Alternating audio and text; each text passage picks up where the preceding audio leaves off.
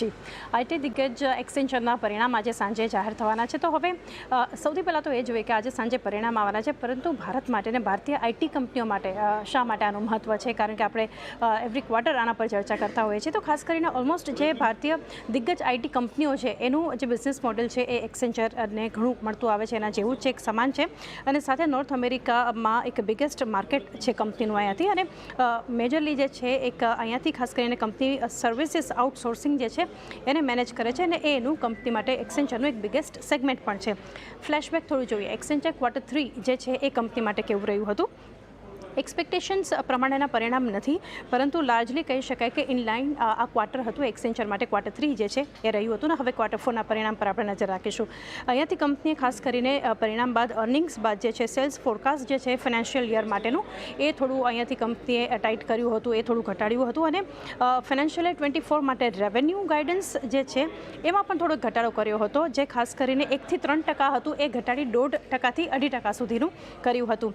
Q3ની અન્ય જે હાઇલાઇટ્સ જોઈએ તો ઓર્ડર બુકિંગ્સ હાઇલાઇટ હતી, સાથે ન્યૂ બુકિંગ્સ જોઈએ ત્યાં પણ એક 22%નો ઉછાળો હતો, અને વધીને $21.1 બિલિયન પર જે છે કંપનીની ઓર્ડર બુક પહોંચી હતી. તો એની એક કી હાઇલાઇટ ગણી શકીએ Q3માં એક્સેન્ચરની.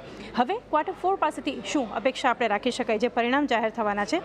ગાઈડન્સ સૌથી પહેલાં તો $16.05 બિલિયન જે છે એ કંઈક રહેવાનું એક અનુમાન, અને ત્યાંથી વધી અને $16.65 બિલિયન આસપાસ પણ રહી શકે છે, અથવા તો તમે ગણો કે 2 થી 6% એક વધારો કરવાનો ગ્રોથ અહીંયા કંપની બતાવશે, એ પણ એક અનુમાન આવતું દેખાઈ રહ્યું છે.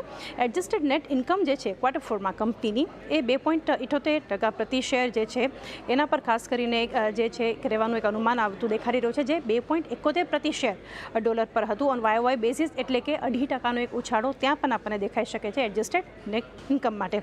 અન્ય જે એક ફોકસને પોઝિટિવ ફેક્ટર્સ આ કંપની માટે એક્સેન્ચર માટે ગણી શકાય જે મહત્ત્વના રહેશે. ઓલમોસ્ટ જોઈએ તો બધા એનાલિસ્ટ દ્વારા એક બુલિશ વ્યૂ એક્સેન્ચર પર આપણને આવતો દેખાડી રહ્યો છે, એટલે કે 9 એનાલિસ્ટ છે જેઓ ખરીદદારીની સલાહ આપે છે, 8 એનાલિસ્ટ છે જેઓ હોલ્ડની સલાહ આપણને એક્સેન્ચર પર આપી રહ્યા છે.